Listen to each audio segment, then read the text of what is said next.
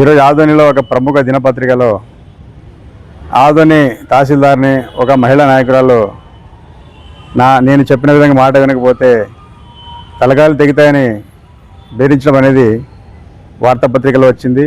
ఒకవేళ ఇదే నిజమైతే మరి ఎందుకంటే దారుణం మరొకటి ఉండదు. ఎందుకంటే ఈరోజు చూసినట్లయితే పైన మరి కూటమి ప్రభుత్వాన్ని ఎన్నో అప్పులున్నా కూడా, ఆర్థిక ఇబ్బందులున్నా కూడా గౌరవనీయులు ముఖ్యమంత్రి నారా చంద్రబాబు నాయుడు గారు, అదేవిధంగా విద్యాశాఖ మంత్రి నారా లోకేష్ గారు, చాలామంది మంత్రులు, నాయకులు, కార్యకర్తలు ఎంతో అద్భుతంగా మన రాష్ట్రాన్ని ప్రగతి పథంలో తీసుకుపోతుంటే ఇలాంటి నాయకులు తమ రాజకీయ స్వార్థం కోసము మరి తలకాయలు దిగుతాయని ఒక ఫ్యాక్షనిజం పెంచే విధంగా మాట్లాడడం అనేది చాలా సిగ్గుచేటు. దీన్ని తీవ్రంగా ఎంహెచ్పిఎస్ ఖండిస్తుంది.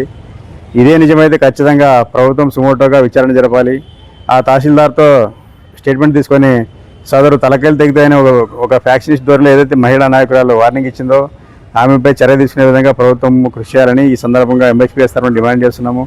మరోపక్క చూసుకున్నట్లయితే ఆదోన్లో ఎలాంటి అరాచకం జరిగినా, ఎలాంటి అవినీతి జరిగినా, ఎలాంటి కేసులైనా కూడా ఎమ్మెల్యే గారు నోరు మెదపుకోవడం చాలా సిగ్గుచేటు. కాబట్టి ఖచ్చితంగా ఏదైనా అరాచకమో, అవినీతి లేక ఇలాంటి ఫ్యాక్షనిస్ట్ స్టేట్మెంట్ ఇచ్చినప్పుడు ఖచ్చితంగా ఎమ్మెల్యే పార్థసారథి గారు, ఆదోని ఎమ్మెల్యే పార్థసారథి గారు ఖండించాల్సిన అవసరం ఉంది.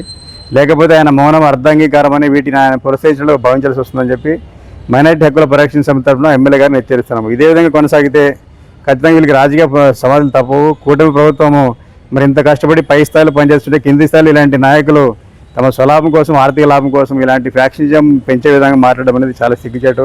మరి మరొక హితో చెప్తున్న ఎవరైతే మహిళా నాయకులు ఉన్నారో మీరంతా తలకాయలు దిగే, మీకు అంత ధైర్యం ఉంటే వెళ్ళి బోర్డర్లో పనిచేయండి.